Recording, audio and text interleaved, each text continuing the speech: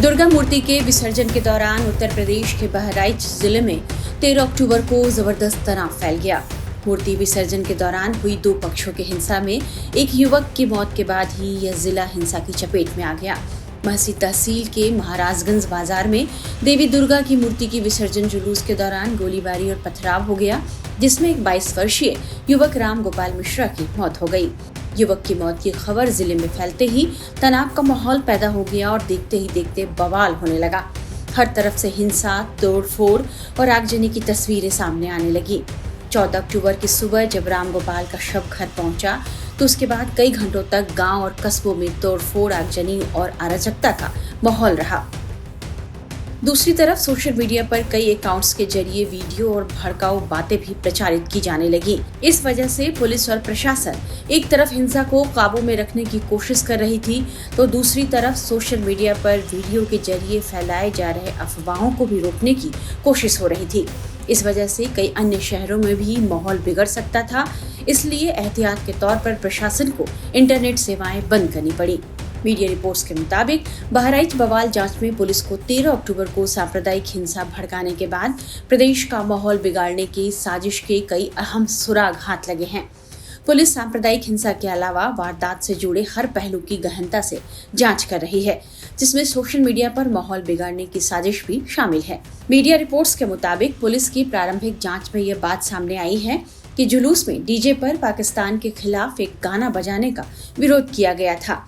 गाना नहीं बंद होने पर जुलूस पर पथराव होने लगा, जिसके बाद हालात बिगड़ते चले गए।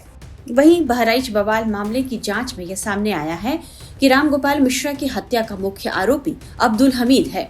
आरोप है कि हमीद के घर में ही राम गोपाल की हत्या हुई और उसने ही अपनी लाइसेंसी बंदूक से राम गोपाल को गोली मारी, जिसके बाद उसकी मौत हो गई। राम गोपाल की मौत की खबर जैसे ही इलाके में फैली, बहराइच में बवाल शुरू हुआ। इस पूरे मामले पर बहराइच के एसपी वृंदा शुक्ला ने क्या जानकारी दी है, आइए आपको सुनाते हैं। यहाँ पर पिछले 3 दिनों में जो कुछ हुआ है उसके बाद काफी तनाव की स्थिति रही, लेकिन पुलिस प्रशासन और यहाँ के एडमिनिस्ट्रेशन ने जो जानकारी दी उसके मुताबिक हालात काबू में हैं। इस वक्त मेरे साथ वृंदा शुक्ला जी हैं जो एसपी हैं और खुद इन्होंने मोर्चा संभाल लिया जब इन्होंने देखा कि यहाँ पर बवाल बढ़ा।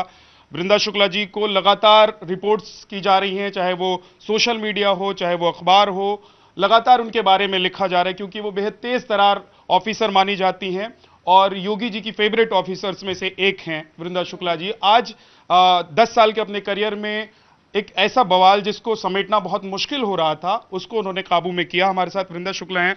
वृंदा जी, अभी फिलहाल ताज़ा स्थिति क्या है यहाँ के, वो ज़रा बताइए। जी, स्थिति अब बिल्कुल नियंत्रण में है। सभी जगह बिल्कुल शांति है, सभी लोग अपने अपने घरों में हैं।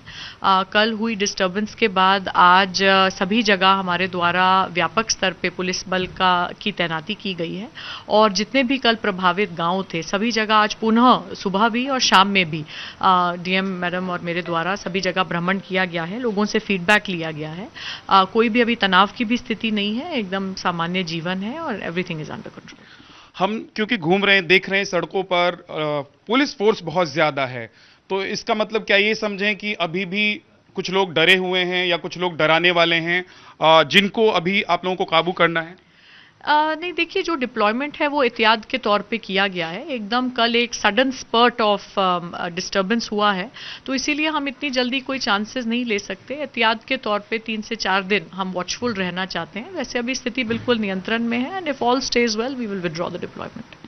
अभी बहुत सारी चीजें चल रही हैं मीडिया में, सोशल मीडिया में इस घटना को लेकर, क्योंकि सुबह डीएम मैडम से मेरी बात हुई तो उन्होंने कहा कि पुलिस ऑफिसर हमारी जो हैं वो आपको बताएंगी, तो इसलिए मैं वो सवाल आपसे कर रहा हूं कि हुआ क्या था। अभी प्राथमिक तौर पर जो आप लोगों के पास जानकारी है उसके मुताबिक क्या हुआ था, कैसे इस झगड़े की शुरुआत हुई, कैसे राम मिश्रा की हत्या कर दी गई?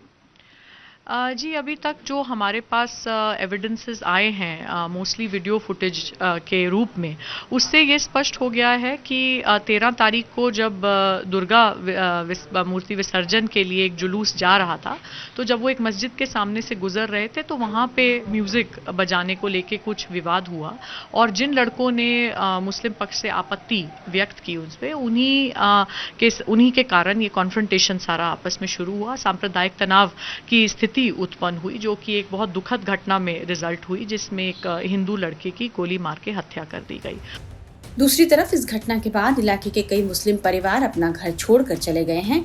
उनके घरों पर ताला लटके मिले। ये मैं आपको बता दूं कि ये मुस्लिम आबादी वाला पूरा मोहल्ला है और यहीं पर घटना को अंजाम दिया गया था। ये देखिए, ये ताला इस घर में आपको लगा हुआ नजर आ रहा है, कुंडी, और कुंडी के ऊपर उस ताला लगा हुआ है। इसके बगल वाले घर को भी अगर आप देखेंगे तो उस दरवाजे पर भी बड़ा सा ताला लगाया गया है और बताया जा रहा है कि लोग या तो घर के पीछे हैं या फिर यहां से चले। कोई है क्या अंदर? भैया कोई है अंदर? कोई है?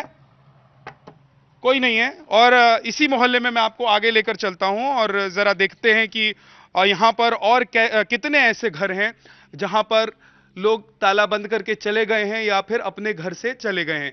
ये देखिए, ये भी एक घर है, ये मुस्लिम समुदाय के ही एक व्यक्ति का घर है और यहां पर जो अंदर दरवाजा है, मैं कोशिश करता हूं वहां पर जाके जरा आवाज लगाऊं। कोई है क्या अंदर? हेलो, कोई है? यहां पर भी कोई नहीं है। तो ये जो लोग हैं, दरअसल इनको इस बात का डर है कि जो घटना घटी थी क्योंकि ये आसपास के घर हैं, मतलब 10 मीटर 20 मीटर के बगल में जो घर हैं, इन लोगों को डर इस बात का है कि इनके ऊपर कोई एक्शन हो सकता है, कोई कार्रवाई हो सकती है। देखिए, अब मैं एक ऐसे ही देखिए, ये ग्रिल लगा हुआ है और अंदर से ताला बंद है। ये ताला अगर हम दिखा पाए, हरिंदर दिखाइए जरा, अंदर से ताला बंद है और ये घर भी शायद अंदर से ही बंद है, बाहर से क्योंकि कुंडी भी चढ़ी हुई नजर नहीं आ रही है। कोई है अंदर? भैया भैया कोई अंदर है क्या? कोई बोल नहीं रहा है। अगर कोई है भी तो कोई बोल नहीं रहा है। यहां देखेंगे आप, जो दुकानें हैं इनके शटर भी गिरे हुए हैं। इसके अलावा इसके बगल में जो घर है, जो दरवाजा है, वो भी अंदर से बंद है। यानी कि जो भी है वो अंदर है या फिर अपने घर पर ताला लगाकर यहां से जा चुका है। एक और घर जहां हम पहुंचे, देखिए, ये इसी मोहल्ले का घर है। यहां पर आप देखेंगे कि गेट थोड़ा सा टूटा हुआ है क्योंकि बहुत बवाल हुआ था यहां पर और उस बवाल में यहां तोड़फोड़ की गई, आगजनी की गई। तो लोग, ये देखिए, यहां पर भी ताला लटका हुआ है।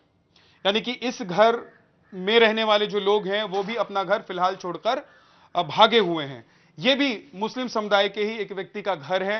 ये देखिए, ऊपर बिजली का मीटर लगा हुआ है और लोग यहां पर रह रहे हैं। अंदर स्टेबलाइजर मुझे नजर आ रहा है और इसके बगल का जो घर है उसमें भी आप देखेंगे कि ताला लगा हुआ है। यहां पर भी ताला लगा हुआ है। हालांकि मुझे ऐसा लगता है कि ये ऑल्टरनेट गेट है जहां से शायद लोग आते जाते होंगे। यहाँ शटर्स जो हैं वो तो बंद हैं ही। इसके बगल वाले घर में हम आपको दिखाते हैं कि कोई है या नहीं है। देखिए, इस घर पर भी ताला लगा हुआ है।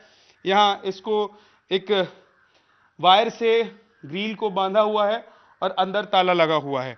आइए आगे आपको दिखाता हूं कि इस मोहल्ले से लोग कैसे गायब हैं और इसके पीछे की बड़ी वजह यह है कि जो घटना घटी, उस घटना के बाद यहां पर जाहिर सी बात है, क्योंकि बवाल शुरू हुआ था, तो जो लोग यहाँ के थे उनसे पूछताछ और उन पर एक्शन की बात जरूर हुई। और ये देखिए, इस घर को बाहर से कुंडी चढ़ाकर लोग जा चुके हैं, यानी कि ताला भी नहीं लगाया उन्होंने।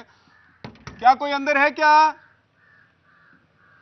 नहीं है, कोई अंदर नहीं है। यहां पर भी गेट बाहर से बंद है और इसके आगे आप आएंगे तो आप देखिए, यहां पर भी ताला लगा हुआ है। फिलहाल हिंसाग्रस्त इलाके में पुलिस बल तैनात है और पुलिस एहतियात बरत रही है। प्रशासन और पुलिस अलर्ट पर है और कोई भी असामाजिक तत्व या उपद्रवी फिर कोई फसाद न खड़ा करे, इसके लिए चप्पे चप्पे पर निगरानी रखी जा रही है।